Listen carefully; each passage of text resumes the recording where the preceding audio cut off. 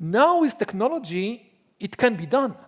You don't need human agents to follow you around. You have electronical agents, you have digital agents. We carry the agents in our own pockets. We pay for them even. Like our smartphones and all these cameras and all these microphones, they follow us 24 hours a day.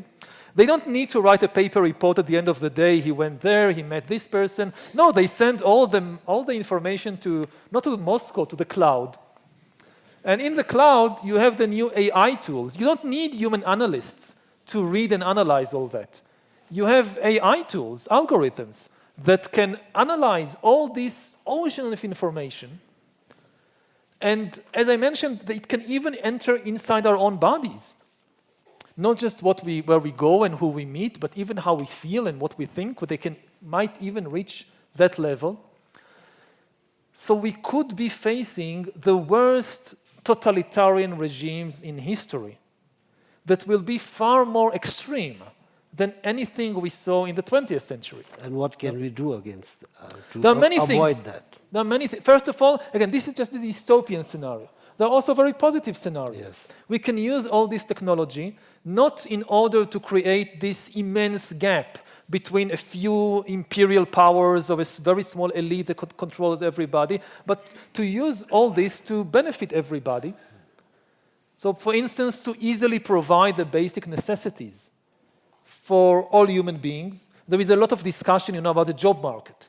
What happens when automation makes, for instance, the production of textiles cheaper to produce textiles automatically than to use textile workers? What would the textile workers do?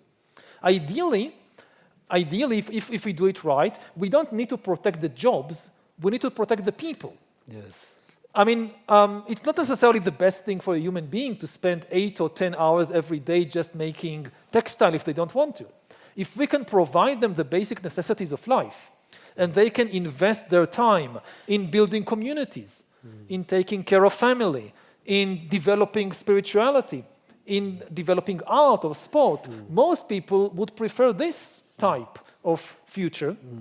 And we can do that if we harness the immense power of the new technology for the benefit of everybody and not for the benefit of only a very small number of countries or a very small number of people in the country. Yes. And it's the same with surveillance. I mean, you can use surveillance for one big dictator to spy on everybody. You can also use surveillance, for instance, to make sure there is no government corruption or to make sure that corporations pay their taxes. Yes. It's a choice of what you do with the technology.